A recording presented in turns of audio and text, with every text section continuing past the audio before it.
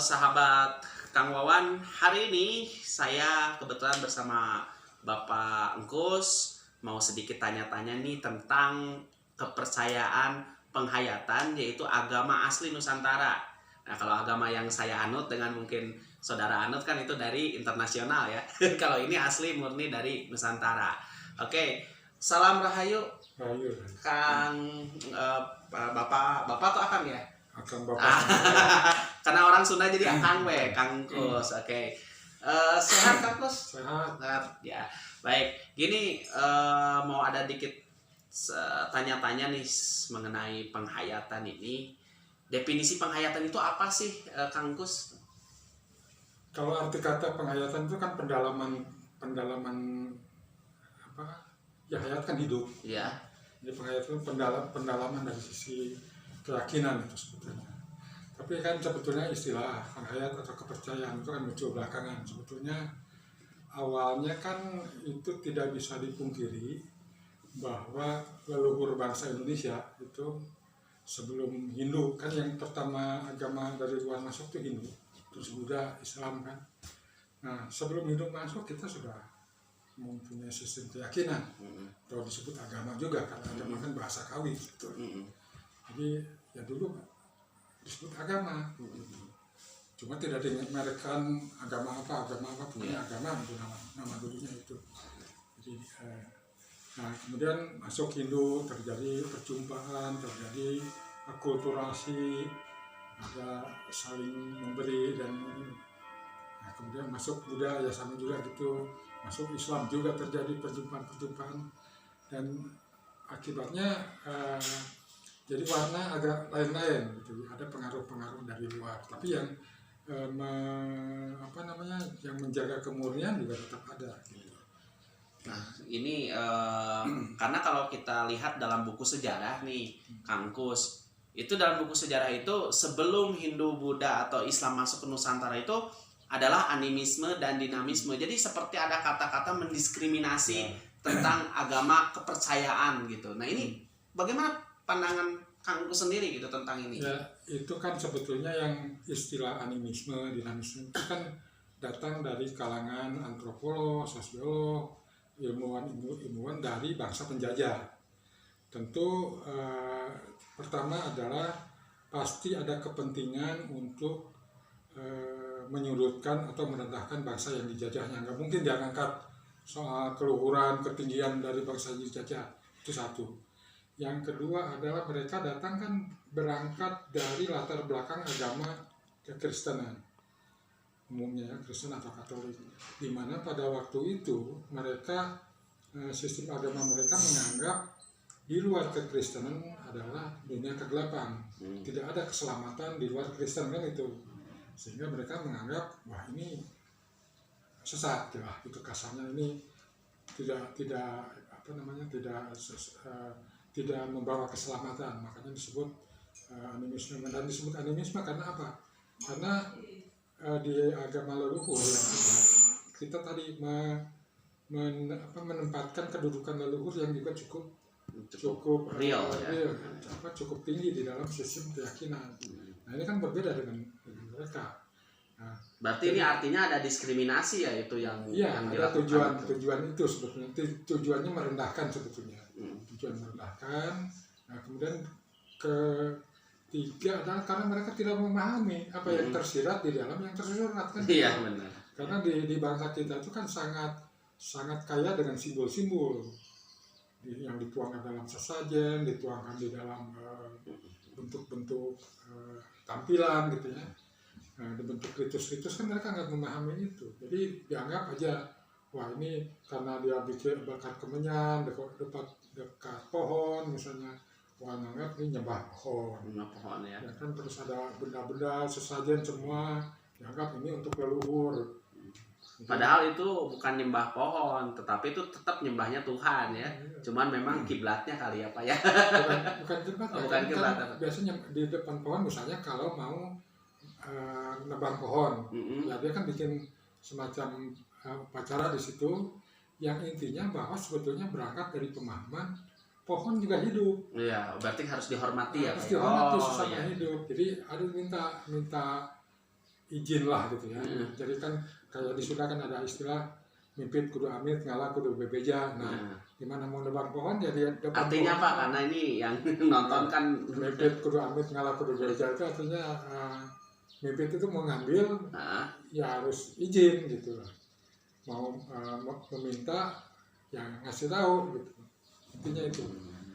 Tapi intinya sebetulnya berangkat dari kearifan tadi bahwa pohon hidup, dia punya hidup pohon dari mana? Dari Tuhan juga.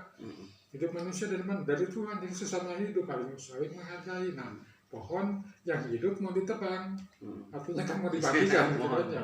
Iya Pak, kalau fungsi yang tadi Bapak katakan sesajen itu fungsinya apa tuh Pak? Sesajen itu satu simbol gitu ya.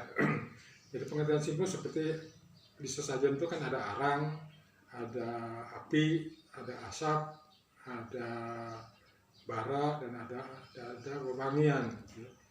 Nah, dari sisi arang warna hitam, api warna merah, baranya agak kekuning-kuningan, terus asapnya warna putih. Ini kan warna hitam, merah, putih, kuning itu melambangkan hitam itu bumi, merah itu api, kuning itu angin atau udara, dan putih itu air. Nah, apa itu? Kan ini wujud. Wujud ini kan berasal dari saripati, dari keempat unsur tadi. Ya kan, kita napas keluar masuk, kita minum keluar masuk air, saripati makanan yang dari sari bumi, kena matahari. Nah, itu kan menjadi wujud ini. Nah, dikasih wangi, dikasih kemenyan supaya wangi, artinya diri itu harus wangi, artinya laku hidup itu harus baik. Nah, itu satu pengertian. Keduanya, di dalam kita memanjat doa atau menghayati atau memohon, nah, itu kan akan lebih fokus, lebih konsentrasi kalau ada media. Nah, itu jadi salah satu fungsinya juga adalah sebagai media untuk konsentrasi. Dan di berbagai agama pun ada itu yang penggunaan wewangian gitu ya untuk dalam rangka lebih konsentrasi. Ada yang lewat lagu atau baca-bacaan, itu juga media. Nah, terus banyak nih netizen juga yang bertanya kalau penghayatan itu cara ibadahnya gimana katanya Pak. Cara ibadahnya kan kalau Islam kan sholat gitu kan, Kristen ke gereja gitu. Nah, kalau penghayatan gitu gimana tuh? Ya, kalau di kalangan penghayat sebetulnya kan berangkat dari prinsip ini, mengkaji hidup dan kehidupan. Sebetulnya hidup dan kehidupan ini, hidup kita itu dari mana sih? Kan dari Tuhan gitu. Dan kita bisa bicara dari mana? Ini kan kuasa Tuhan, bisa mendengar dari kuasa Tuhan, bisa melihat dari kuasa Tuhan, semuanya berasal dari Tuhan. Nah, berarti kan segala ucap, tekad, dan daya kita itu semuanya dari Tuhan. Tuhan sudah tidak butuh apa-apa, karena semuanya dari Tuhan. Nah, sehingga apakah Tuhan butuh dipuji-puji? Menurut kami dari kalangan penghayat, bukan itu kebutuhan itu. Jadi bukan Tuhan itu untuk dipuji ya? Bukan untuk dipuji. Nah, kita menghargai Tuhan, kita beribadah kepada Tuhan adalah dengan melakukan tugas hidup manusia. Nah, tugas karena manusia itu ada unsur Tuhan, ada unsur ketuhanan, makanya disebut ketuhanan yang Maha Esa, berarti ada daya, ada kuasa Tuhan yang ada dalam diri kita. Tuhan Maha Suci, makanya jalankanlah kita ke dalam kesucian.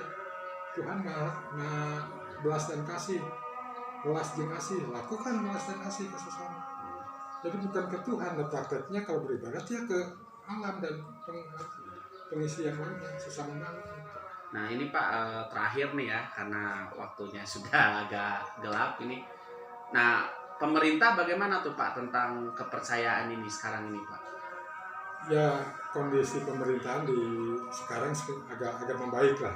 Jadi sudah mulai membaik, mudah-mudahan terus kesadaran pemerintah terhadap perlunya menghilangkan diskriminasi dan mengangkat tiga nilai-nilai luhur dari ajaran leluhur atau bangsa Indonesia sendiri, itu mudah-mudahan terus membaik gitu. Karena selama ini selalu penghayat itu dipinggirkan seolah-olah tadi ini sesat, ini ajarannya ketinggalan zaman, eh, menyembahnya ke leluhur bukan ke Tuhan kan gitu. Jadi dianggap framing stigma yang macam-macam ya. negatif, kemudian dianggap ini mempermainkan agama. Padahal kan itu proses alami yang karena terjadinya tadi akulturasi yang memang sekarang yang di Islam sendiri misalnya yang ngaku Islam kan tidak murni 100% dari sono juga, pasti ada unsur lokalnya. Iya, seperti NU ya. Nah, Islam kan Nusantara itu kan. Dan bukan hanya di Islam juga, di Kristen juga sama. Ada unsur-unsur lokal yang masuk di dalam itu. Apalagi Hindu yang di Bali ya. Bali. Kalau itu mah Hindu memang Hindunya dari India, ajarannya dari Bali asli. Kontennya 90% itu lokal gitu. Ya itu. Nah, tapi dulu pernah tuh mengalami Pak Engkus itu mengalami diskriminasi oleh pemerintah. Pernah. Itu boleh ceritakan sedikit aja. Ya pengalamannya kan dulu satu misalnya tidak boleh mengaku agama di luar yang 5 waktu zaman Orde Baru. Jadi harus milih salah satu. Nah kalau tidak mengaku salah satu agama itu berarti tidak bisa melangsungkan perkawinan secara sah oleh negara. Jadi tetap harus jadi dipaksa ngaku agama yang tidak sesuai dengan keyakinan lah. Kemudian di pendidikan, di sekolah juga dipaksa harus ambil pelajaran agama yang oleh pemerintah dianggap itu yang sah gitu. Nah, kemudian juga masuk pegawai negeri susah, masuk KRI. Tapi sekarang mah gampang sekarang ya. udah disamakan.